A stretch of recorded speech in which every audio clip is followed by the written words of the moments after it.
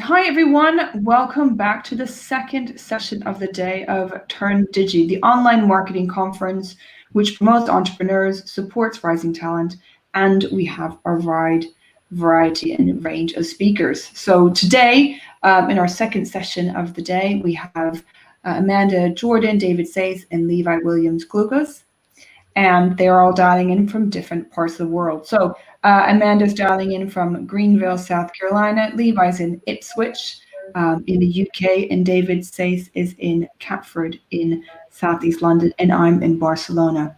I'm SEO Joe Blogs. I'm also Joe Juliana Turnbull, and I set up Turn Digi back in March when we saw obviously a lot of the conferences canceling. And I really wanted to be a place where people can share their tips and advice and insights, and we can still have a type of meeting in virtual for the moment. We will have three great speakers today, and please add your questions and all your, if you have any questions or answers, please drop them in the chat. So today we have, I'm just going to share my screen briefly. We have Amanda giving us some great tips about local SEO for cities that do not have a physical location. Levi is talking to us about why local should be part of your strategy. Maybe you don't even think it should be. And David Sayce is going to be talking to us about how to check the health of your websites. So I'm going to pass over first to Amanda, who will give you a big, lots of tips about how you can do local SEO for cities that don't have a physical address. So over to you, Amanda. Awesome. So today I will be talking about how to do local SEO for cities you want to rank in, but you don't have a physical address in, so you don't have a Google My Business listing in currently. So you're not able to show up in Google Maps at the moment. I'm Amanda Jordan. I'm the director of local search at Locomotive Agency located in Apex, North Carolina. I'm the mom to an energetic 7-year-old boy, and I love video games, rum, and dogs. So I'm a 7-year-old boy's dream mom. We have a lot of fun together. And an interesting fact about me is that I am related to Eartha Kitt, the best Catwoman from Batman, in my opinion, of course.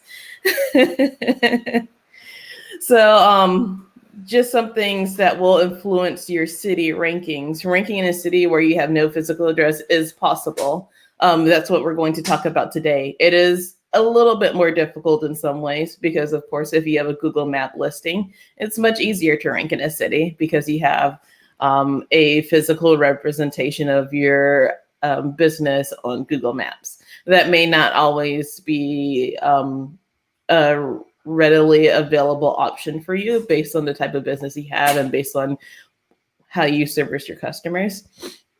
So today we're going to talk about using a service area Google My Business listing, adding city-specific content to your website, and that city-specific content will include testimonials and content about community involvement, memberships, and sponsorships in the cities that you want to rank in. So service area Google My Business listings are your best bet for ranking in a city where you don't have a physical address. If your business serves this area, say you are a group of real estate agents that work together, you do not have a location in every city you serve. You don't have a physical office for people to come meet their agents, but you do serve several areas in your city or around the city or around the state. So you can use an address that you have that you do not want to publicize as a service area Google My Business listing. And that will allow you to have a Google Map listing that shows up in search results, even though you don't have that physical address. And it will help you rank for those non-branded keywords. So if someone is looking for real estate agent or sell my house, Minneapolis, Minnesota, USA, if you don't have a physical location in there, but you have a service area Google My Business listing, you have a much better chance of ranking in Google Maps.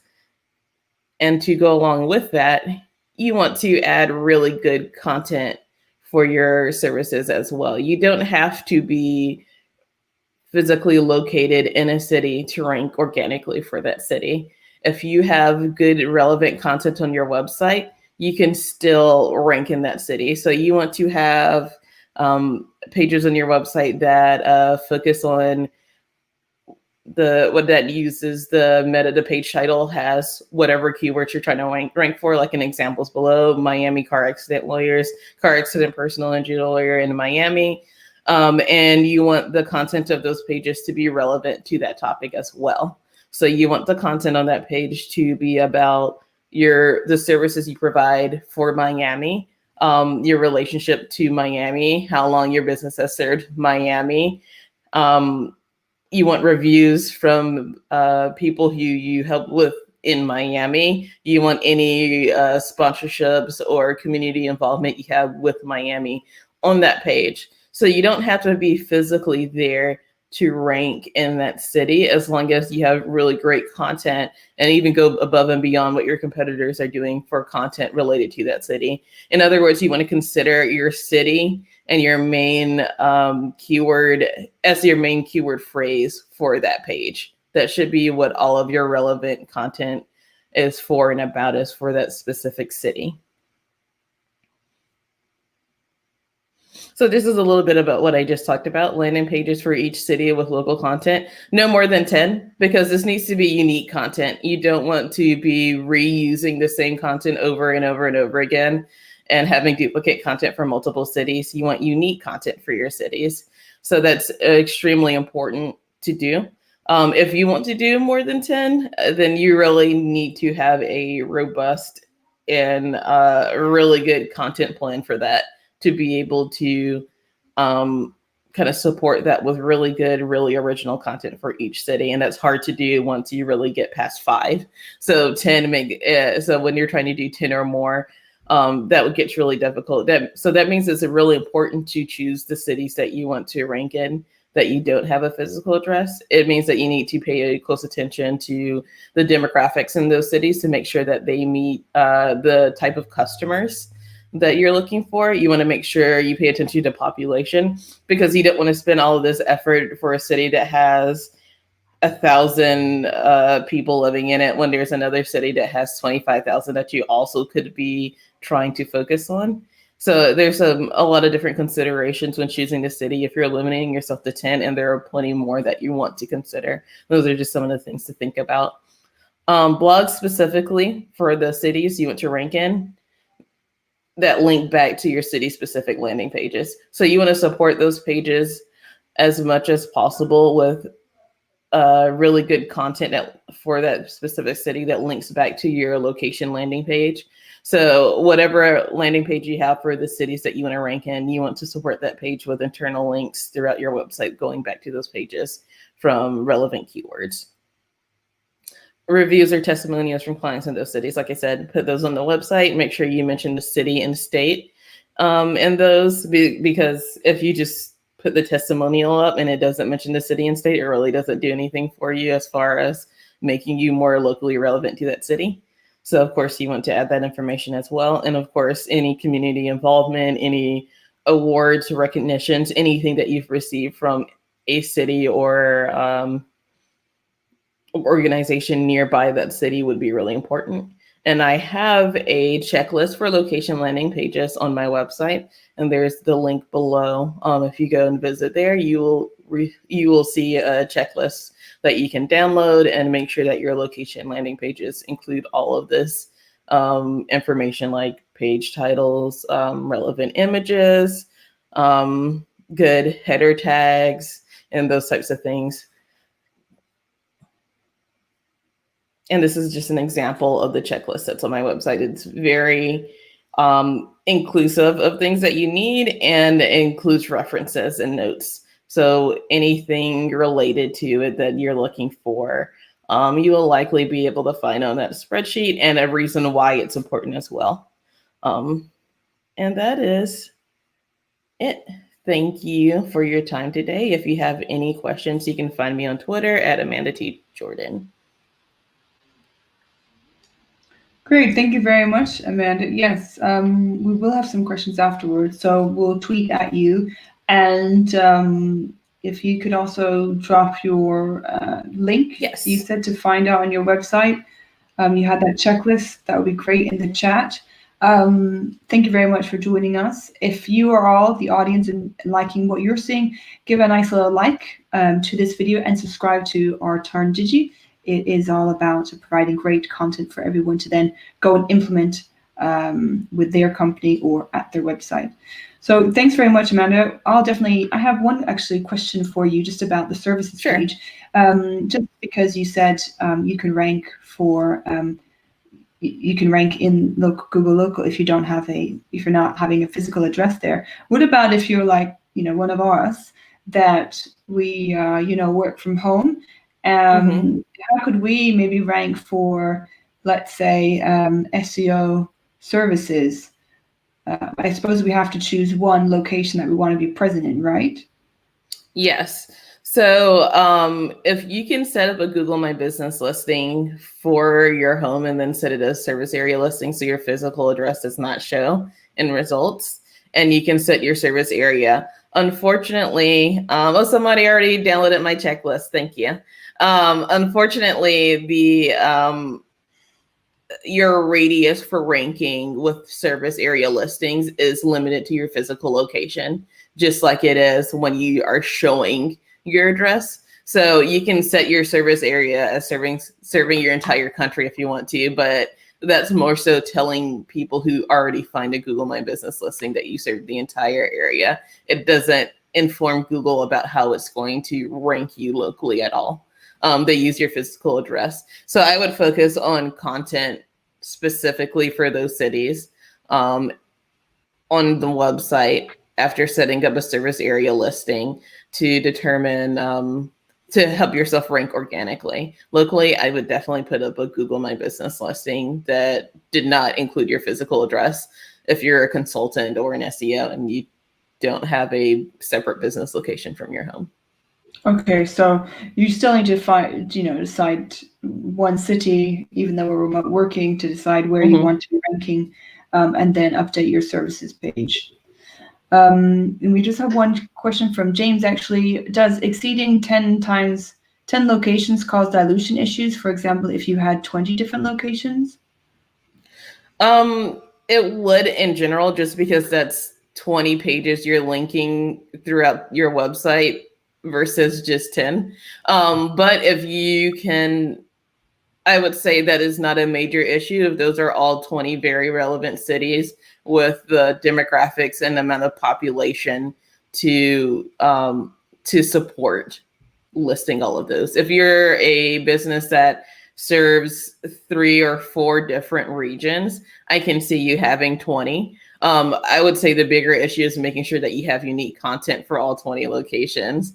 That will be the hardest part of doing it, because a lot of businesses try to rank for a huge area, or like a business like a plumbing company that's national will try to rank for almost every city that they can. But if they don't have unique content for each of those cities, their rankings are going to suffer, because there will be a plumbing company that only serves Atlanta, Georgia, who has the unique content on their entire website that's only for Atlanta, Georgia, so they have a much easier chance. So you want to give yourself the best possible chance in the cities that you're choosing.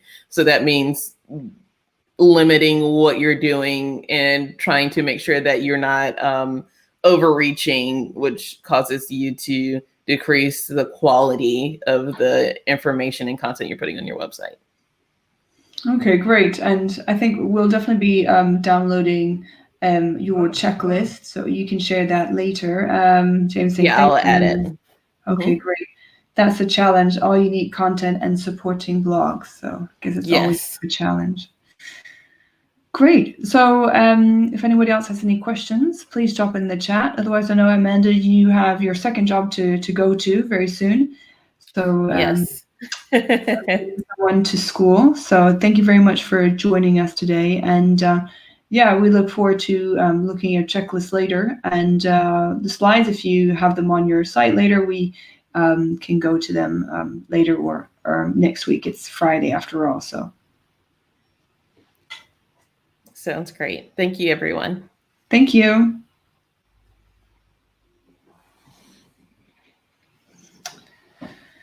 So I'm really happy that we have Levi, who is going to be talking to us about really, why local should be part of your strategy, even though you shouldn't have.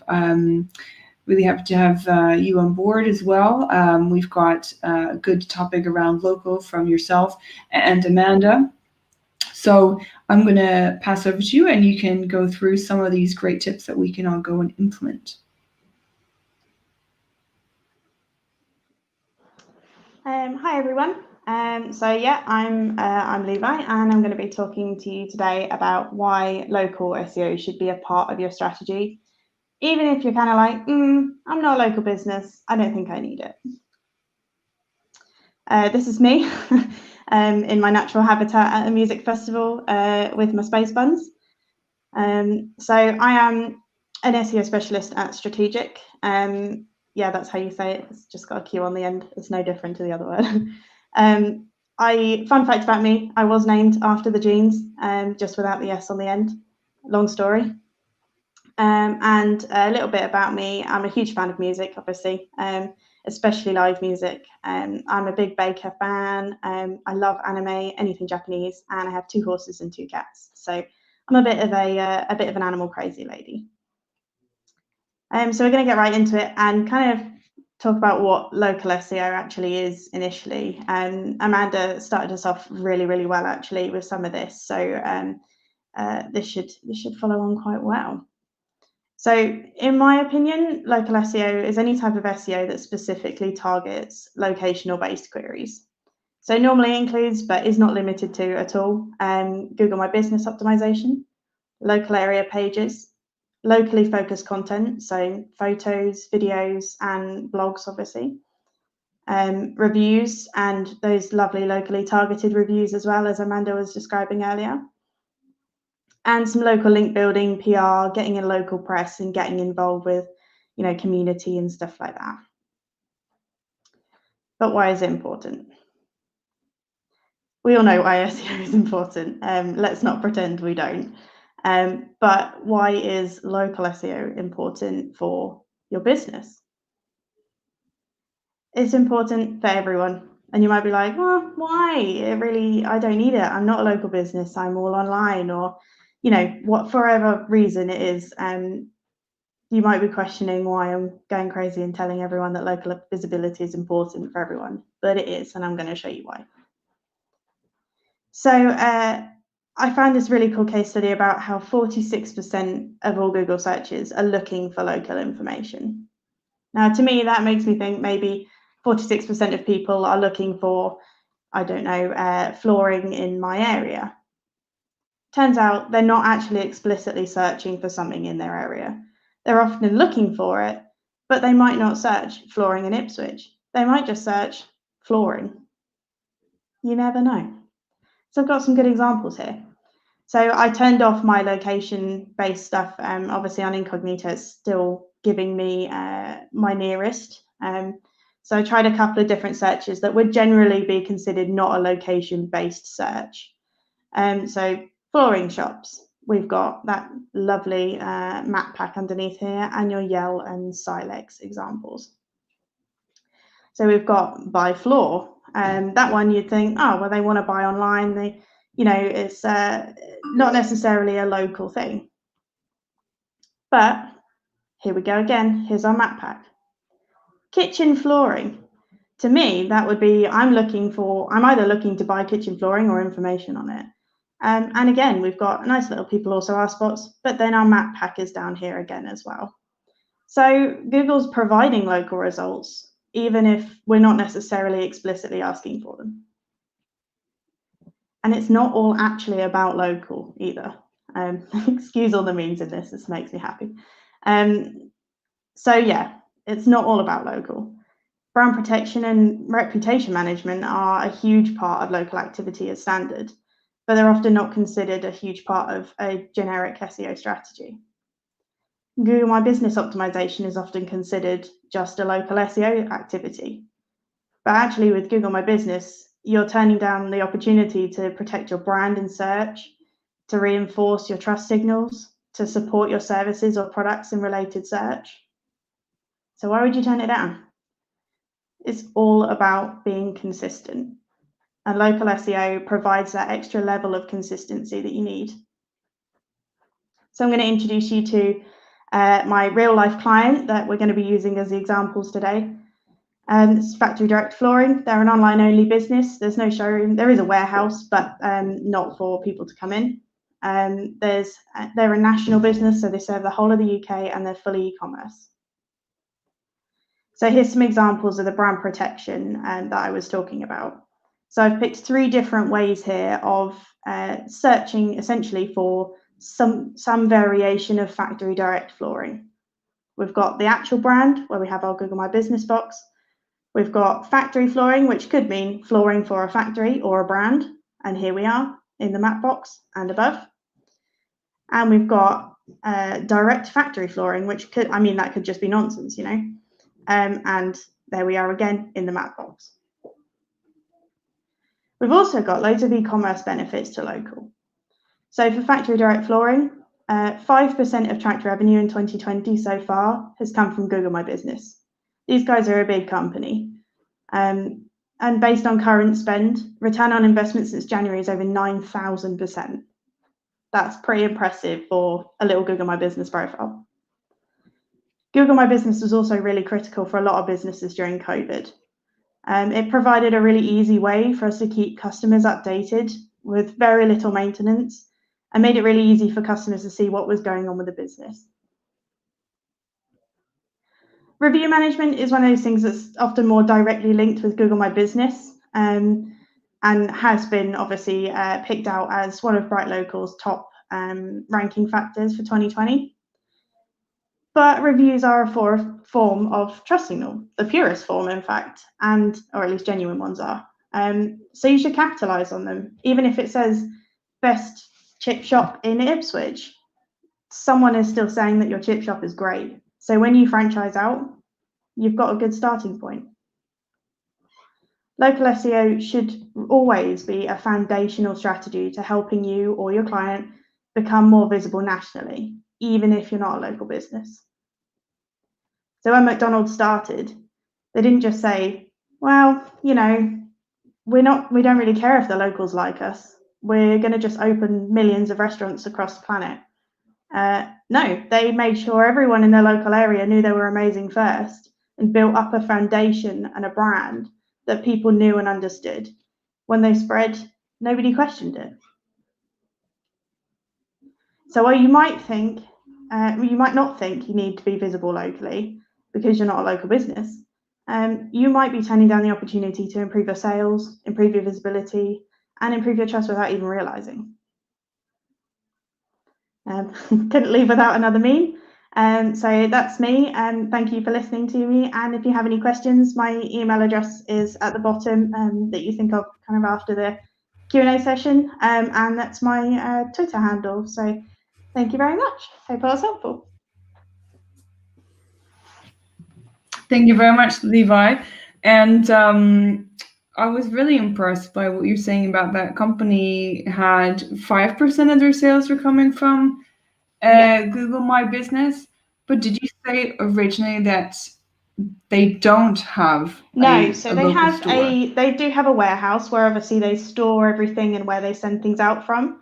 But none of the customers go to visit the warehouse. You can collect your products from there, but it's not a showroom or anywhere you would go to actually go and see the products or purchase them. So that address isn't available on the Google My Business profile, nor is it really visible anywhere on the website. It's from a customer's perspective, they're an entirely online business. Okay, so for you having the Google My Business section, did you do what Amanda had done and was talking about the services, optimizing the services?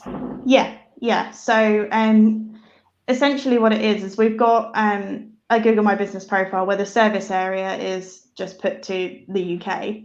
And then we've put a lot of work into adding things like products and services onto the Google My Business profile. And that's really helped boost the local visibility in a lot of areas where, you know, they're nowhere near, their head office is nowhere near. But people know that they offer those services.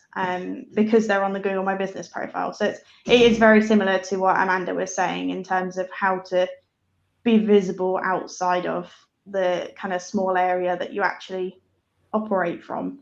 Yeah. Mm. And one question here is like, can you share any good tactics for helping generate reviews on Google My Business to support branded search?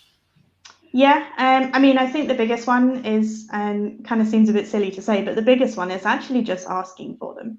Yeah. So, you know, if you're going out and doing some work and fix someone's boiler, or, you know, fix someone's car, say, do you know what, it'd be great if you really liked my work, and please could you leave us a review. One of the other things you can do is send out automated emails.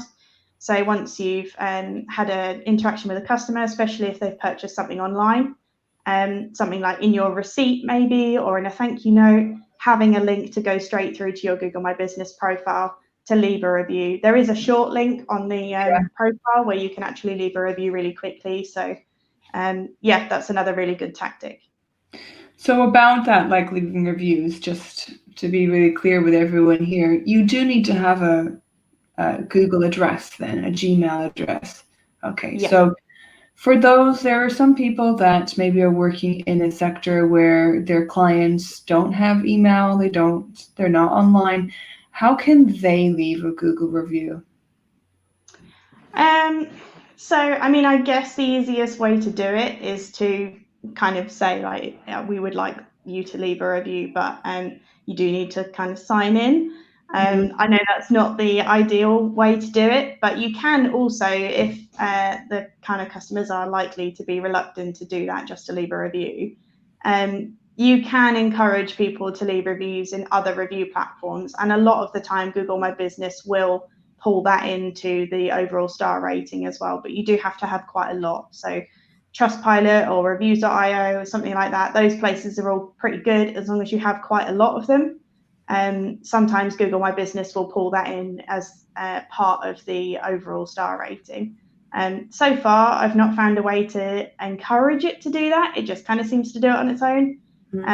But that's also worth a try if you know perhaps your customer base is not a fan of Google or is unlikely to have a Google account or G Suite account to use.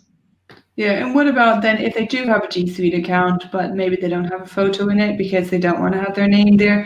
Can they leave it as maybe a company? Yes, as long as the company is essentially signed in when you leave a review.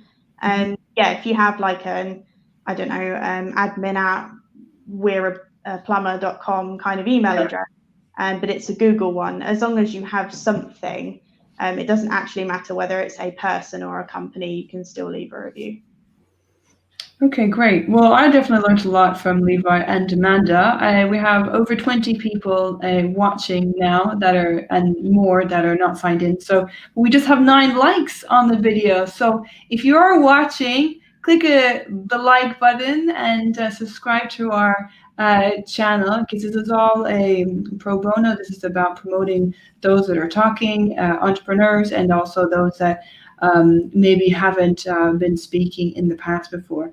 So thank you very much, Levi. So we can follow you at femkepanks on Twitter, or we can just email you at levi@strategic.co. Yeah. Thank you. Thank you. So I'm going to pass now over to David, and he will talk to all of us about his. I'll remove you from the stream. I'll just wait to have add David's slides, and he's going to talk to you about different audits, how to do your audit. Is that, So yeah, lots of tips or lots of comments really, just about, easy, looks easy to use, very simple. Thank you for the tips.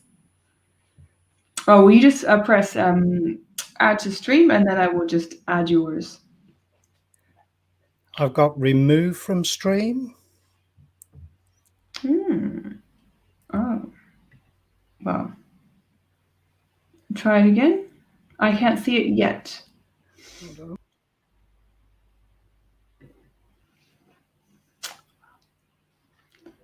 David's just sorting it out. There's always a little bit of technical difficulties within any live streaming event, but that's fine. After the break, we'll have a break after David. We'll be back at 2 p.m. where we have Steve, Poppy, and Francine who will be sharing their tips. So Poppy and Levi both work at Strategic. Poppy is actually going to be talking about Google Ads, so something we haven't seen yet. And Steve's going to be talking about 10 ways to get SEO clients. Francine's actually going to go through about Google Shopping ads. So I know that Google Shopping, the feed originally was free in the organic search section, and then it was taken over by paid because it was obviously making money, and now it's back into the free space. So we're also going to see how we can optimize these Google Shopping feeds as well. And I'm just going to see where David is because I think he's just having some technical difficulties. Oh, there he is. Let's bring him back. Hello, David. Back. Are you able to share your screen with us? I should be. Are we getting anything showing up? No. Nothing yet, but if not, then I will share my screen. I will just put it in. For some reason, it's not wanting to play. Well, we always, maybe it's a Friday, you know, if you've had a hard week, you've been working it too hard.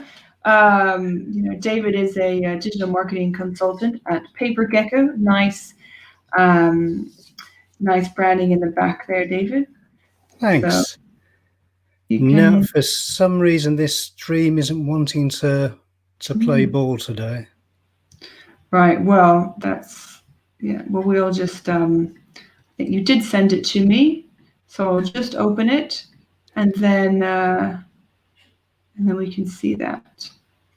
So I'm just going to open it, and then I'll share my screen. So.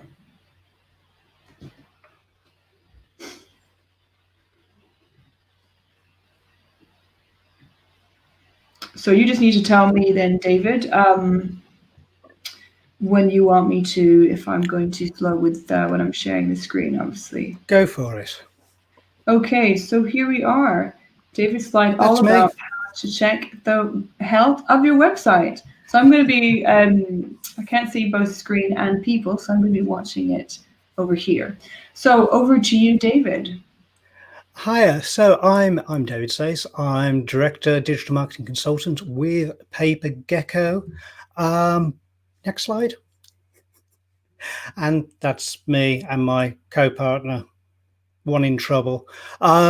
Yes, I'm based in Southeast London here. Been involved with digital marketing since around 1996, pre-Google days, back in the days of wonderful search engines such as Dogpile and Lycos. They were good. First e-commerce website was back in 1998, which sounds so long ago, and yes, I'm feeling old about now. So today, having a look at those first checks on a website. So these are the sort of things I often start to do before I run a full audit, looking at brand and trust, having a look at on-site and off-site, the MOM test, which is a good one, and then having a look at some of the other tools that you can use to go further. So this is really just that initial health view of your website. So why a healthy website? I've got to be honest, for the amount of audits that I run and the companies I speak to, it's still amazing how many people just are not aware of the health of their website. It's very much like a brochure. They look at it.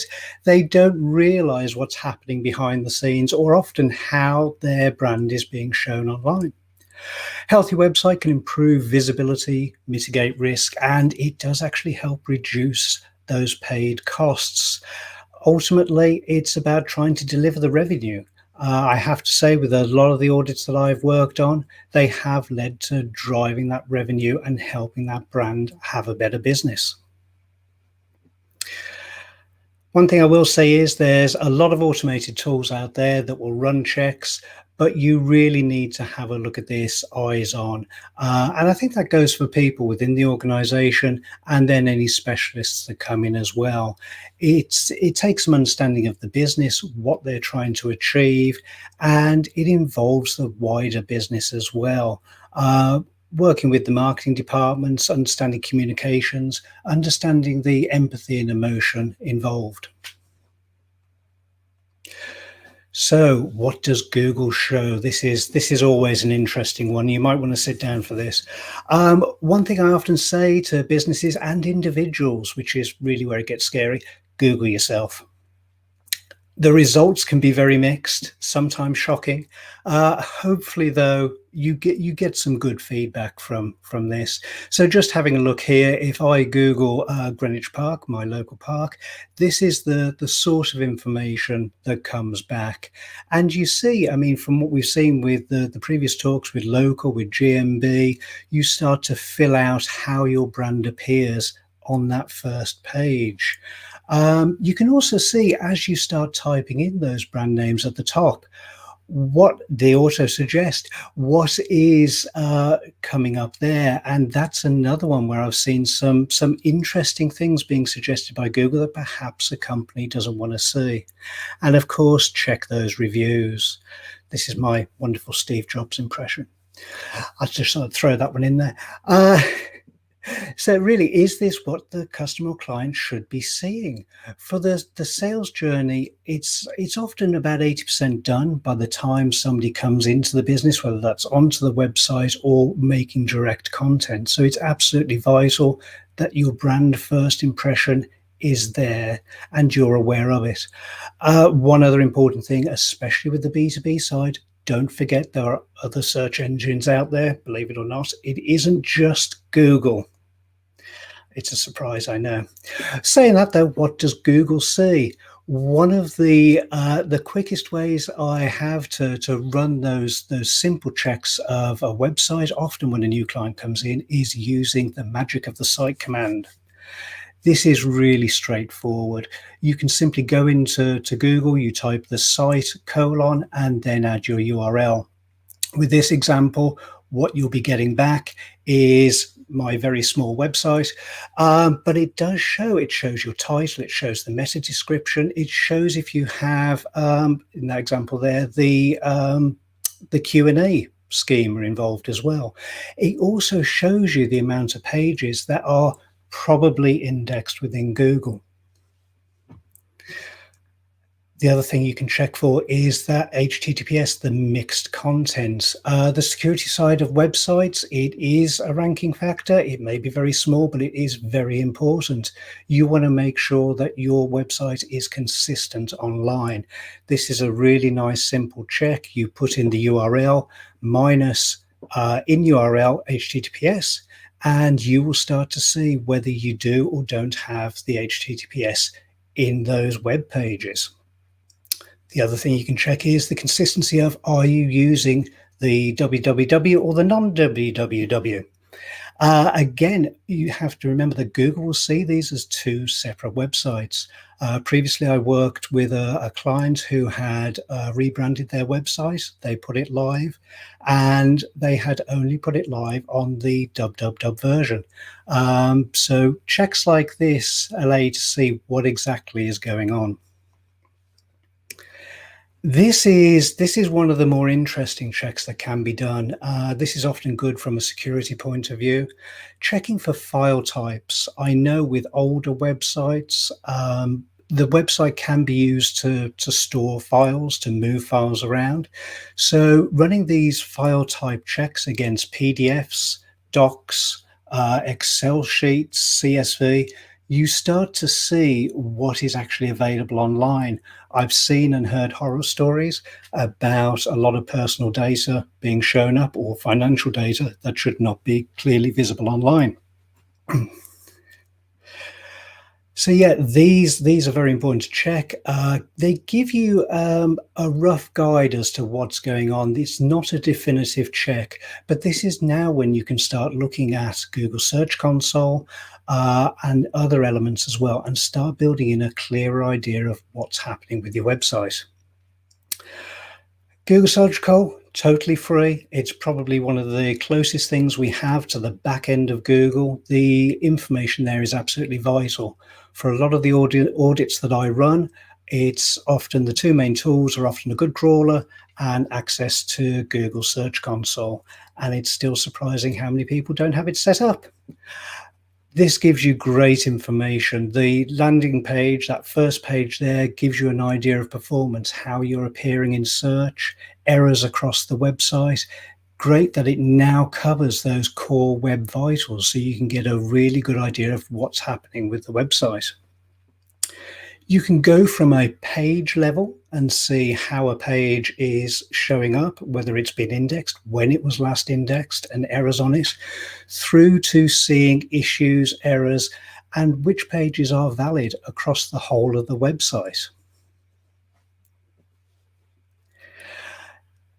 Now, this is an interesting one. So the crawl stats are very useful to see how Googlebot is coming in and visiting your website. I will make one proviso against this. It does depend how you have Google Search Console set up. You need to do it by the URL and not by the domain setup. It won't show you this information. It's legacy information, and it won't show up if you set up GSC with just the domain information. But this gives you a really good idea of the activity that Google is having on your website over time. As I say, probably the most valuable tool and totally accessible to everyone. One thing to bear in mind, if you're not in SEO, you may not have heard about this, but the reindex tool, which we often use to give those pages a little bit of a kick, especially when we're updating the website, is currently suspended for the next few weeks. We shall see how long that actually turns out to be. Next is the speed checks. And again, this is a really key area for a lot of websites, one that often lets them down across a number of audits. And it's a really simple one to check. There are a couple of websites that I generally use. And the first is Google, there on the left. Again, here you start to see a really good idea of how your page is performing online. Generally, anything over about 80 is really good. You get information about where the issues are, and this will be across desktop and mobile, and GT metrics as well. I would generally say run these across a few different softwares and run them a few times as well to get a good idea of what's actually happening. These can change over time. They can change each time you do them. And much like everything else here, these form good areas to check on a regular basis for a lot of websites, but especially important before you're starting any audit or moving forward with any larger project.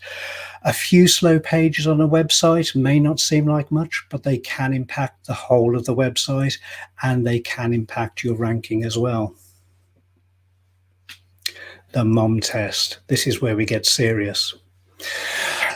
Manual ocular maintenance test. Okay. I've got to say, one of the best tests for website, and this is often about the usability side of it. She is really going to kill me when she sees this, is show it to somebody who is less familiar with the website. This has shown so many issues with the website before. Often people within the firm, people who are looking after the website, you're so used to thinking you understand how things work and how an audience will flow through the website. Let somebody else have a go, sit with them, let them talk through how they're maneuvering through the website, and give them a few tasks to do as well. And yes, I have actually used my mom for this. Outside of that, there are a lot of free and paid tools that can be used. Just 3 examples here: Screaming Frog, Sightbulb, and SEMrush. All of them have a free element to them, and you can then move on to paid. Screaming Frog is probably one of the most popular when it comes to crawling, especially outside of the enterprise level. Sightbulb is slightly newer to the market, but gives some great reporting, and SEMrush really is an all-round tool and covers a good amount of auditing information within there. As you can see there on the websites, there's free trials for all of them. With something like SiteBulb, I think if you sign up to Alida Solis's email, there might be some fabulous deals for SiteBulb on there, and SEMrush has various free trials as well. Use these if you're looking to dive deeper or want more control over your digital marketing. With any free trial, one thing I would say is take the time to use them, especially for those that you only have a week or so. That week will quickly disappear. You really want to dive into these, find out what works best for you. And, oh, that was it. Wow. Okay, that went quick. Oh, I'm just about on time as well. So thank you very much. I'm David Sayce. You can reach me on Twitter at either David Sayce or paper_gecko. I'm also available on LinkedIn as well. And I shall post these up, these slides up very shortly. And if you have any questions, let me know. Great, thank you very much, David. Sherry and I both love the mom test. She looked very surprised, Yeah. but it's true. You know, sometimes your mom or dad or someone in your family is not aware of what you are doing. So we have a question from Sherry. Would you recommend SEMrush or Ahrefs for SEO? I think for anyone, I would say have a go with both and find what you're most comfortable with. I have to say I've myself have used SEMrush just because they've been there through most of my career. It's sort of a default one. Both are exceptionally good, well regarded, and it really is down to which you can get used to the best, which you prefer. Mm-hmm. Great, thank you.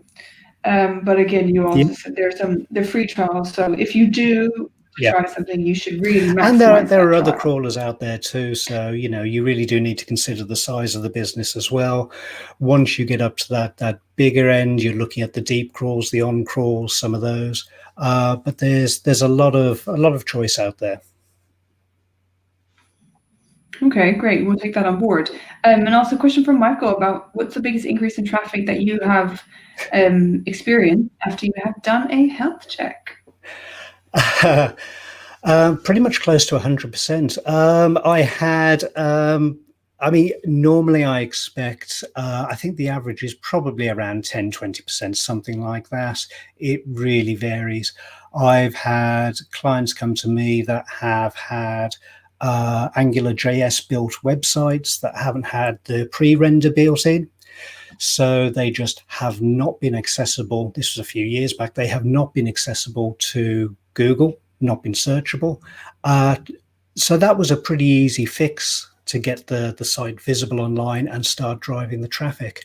A lot of the times I generally see that with the audits, if they have a lot of ranking, page 2, page 3, those really start to move up, especially when you have a lot of those silly issues around speed, mixed content, again, are two major ones that I see.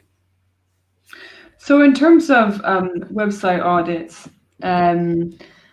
obviously there'll be some things that are maybe quite obvious to fix. What do you tend to do if all the obvious ones to fix of an audit are, you know, they've already been resolved? How can you dig deeper and find those lucky gems? What's what you've been able to do? I think, you know, that's where some of these tools really come into their own. They really do help pick up in certain areas. I think as well, going back to the mom test, doing simple checks, are the buttons working right? I've had instances where phone numbers have looked correct, but nobody's ever checked them and they haven't worked. So it really is diving deep as the user and seeing what you can do there. I think after that, then it comes down to just continually improving the quality of the website and then looking and seeing how Google Google, how users on. One thing I haven't mentioned through this much is the schema side, structured data. It's absolutely vital. If you haven't got it on your website now, it's a great way to get the website more visible. If you have got it on the website, now's the time to check that it has been implemented properly, because that's often another issue that I see. So the schema markup, what's an easiest way then to check that you've got your schema markup implemented? When I say easy, I mean non-manual. Is there a tool that you recommend? So there's the Google's own tool can be used. That will give you a good idea of what's happening. There's elements of it in Google Search Console as well. And then I think all of the tools that I mentioned will have at least some element of checking schema markup built in with them. Okay, great. Well, there's quite a lot there that we can all go and implement straight away. So thank you very much for for sharing your tips, which we can go and implement. Cheers. Sherry has one question just about recommending a plugin for WordPress for schema.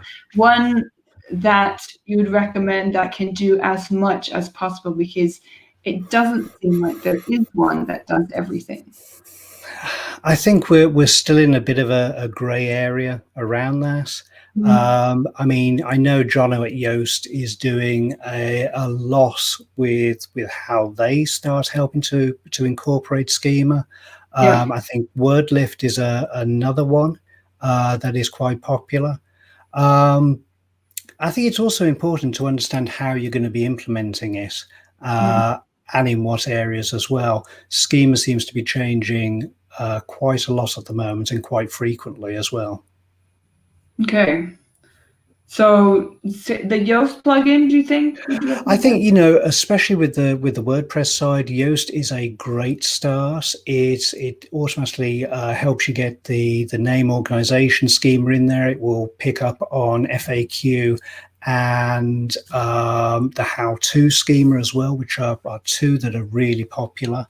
I think that's probably a really great start to easily start getting it implemented on the website. Okay, perfect. Well, thank you. We'll look into that. So big thank you for all of you three. And Amanda, she's just gone to do her other job, helping her son get to work, get to school. But we're going to be back here at 2 p.m. So in just over half an hour for our third and final session of the day with Steve, Poppy, and Francine. Thank you all of you at home for who joined, and thank you to Levi, Amanda, and David. And we'll see the rest of you very soon.